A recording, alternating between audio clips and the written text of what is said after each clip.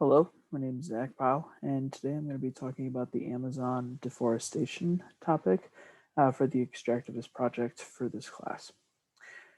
So, to get started, deforestation in Brazil and in the Amazon rainforest more specifically has been quite a problem for the last, upwards of 30 years or so.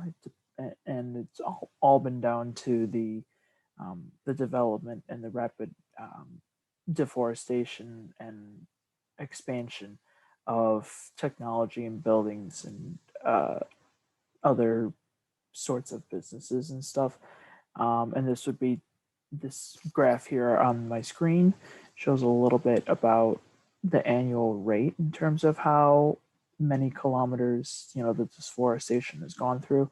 Um, it's gone down over time, but however, within the past 6 to 7 years, it started to go back up a little bit.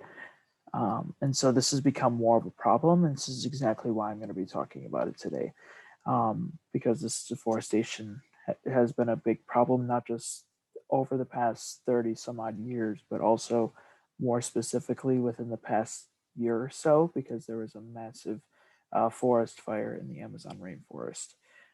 And so this is why I'm going to be talking about it today. So why deforestation?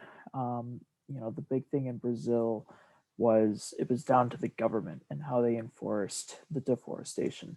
And in fact, they really weren't enforcing anything at all. The government was actually um, encouraging the development in the rainforest. And so, additionally, not only was the government um, and encouraging that development for big businesses to expand themselves into that undeveloped land, but the government was also cutting funding to federal agencies that have the power to find and arrest the farmers and loggers that are breaking the environmental laws. And so those farmers and the loggers um, that were involved in the deforestation, um, they were able to, escape, you know, without having any repercussions on the back end from them from doing all of this deforestation in the Amazon rainforest.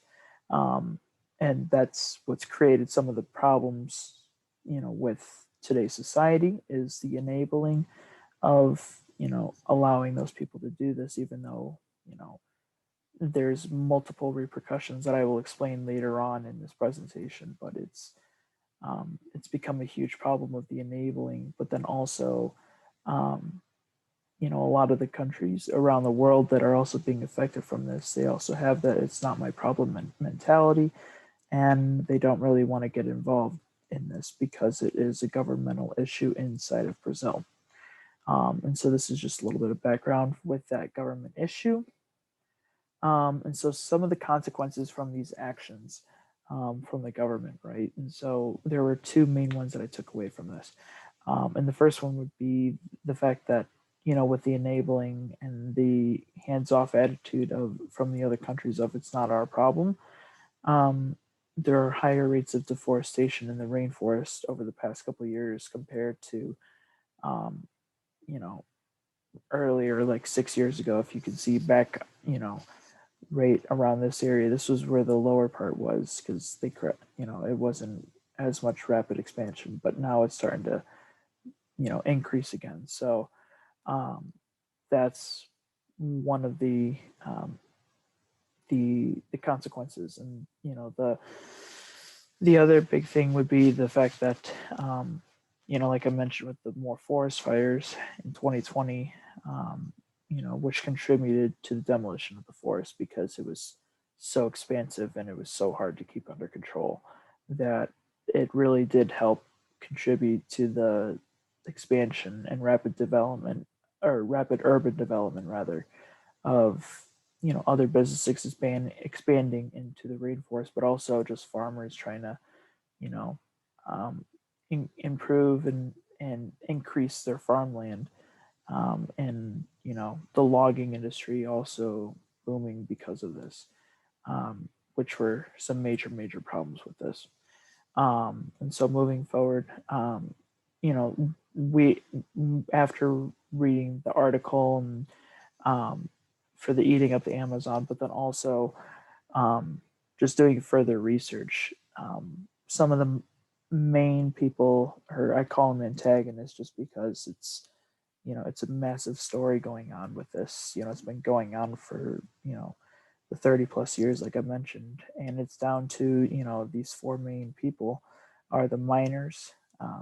Trying to mine for those natural resources like gold and other sorts of natural resources in the ground, but also those farmers, like I mentioned, where they're trying to expand their farmland, and then the loggers, because they're coming and cutting down the trees, and then just land grabbers, like the companies trying to buy out pieces of land in the rainforest away from um, the native or indigenous people. And so, the fact that the government is that enabling for these different people to come in, that's what's one and basically from what I took away, the main issue with this is the enabling of the government, because they're not doing anything to stop it at this point. Um, and so moving forward, the main victims that I took away not just were the indigenous and native people, but also the native animals and creatures to the rainforest, because the trees and the shading and everything, they've adapted to those environments, and the fact that one, you know, um, because Brazil and the Amazon rainforest is so close to the equator, um, it's almost always warm there near around, and the shading of the trees helps with that. But when there's no trees to shade anything, the temperature in that area goes up significantly because of the fact that there's less shade. So it ruins the habitats for the native animals and creatures to the rainforest. And it also ruins the environments for the indigenous and native people to the rainforest as well, because their homes are being changed. People are being moved elsewhere. Same thing with the creatures; they're being moved elsewhere, which is a big issue. Um, and one of the reasons why I wanted to talk about it, because it was such a looming issue that's been going on for a long time. And so some of the consequences, the further consequences from this deforestation aspect of it, like I mentioned, is the increases in temperature, not just locally, but also globally, and because it's due to the fewer trees, and more carbon dioxide in the atmosphere, due to the fewer trees that can absorb that carbon dioxide and emit oxygen back into the atmosphere, which further increases the global warming or global temperature, like I mentioned. And some of the other consequences due to this deforestation were the mining, like I mentioned earlier, for the natural resources, but also the more farming and grazing of the uh, animals out there, but then also the increase in the soya cultivation. Um, and so, this deforestation aspect, not just here in the Amazon rainforest, but deforestation elsewhere in the world. But the Amazon rainforest is, if not the biggest, one of the biggest supplies of oxygen to the earth. And so it's one of the key elements that helps this planet, you know, uh, stay alive at this point, especially with everybody here on the planet. So, that's one of the big follow ups and takeaways that I took when researching these topics and following up with the consequences.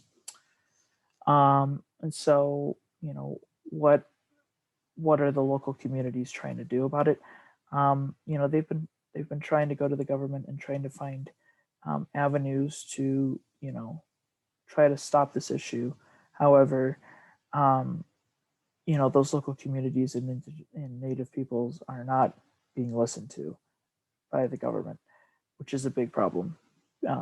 If you're trying to help save the area from the deforestation.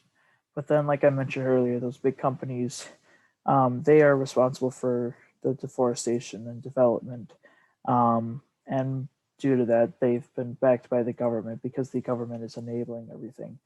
Um, and it's it's a big problem, because not only does it affect the Brazilian or Brazil more specifically, but also the whole world, honestly. due to that lack of oxygen, like I mentioned earlier. And so, this is a big problem in the world, and a lot of not just the surrounding countries in South America need to get on board with this, but also countries like bigger countries like the United States, countries in Europe that have you know a bigger following that can actually um, do something more about this. And so that's the government needs to listen more. And we did that discussion post, and so I feel like some of those ideas in there would help with that. Um, but other than that, thank you very much for listening to my presentation, and I hope you enjoyed. Thank you very much.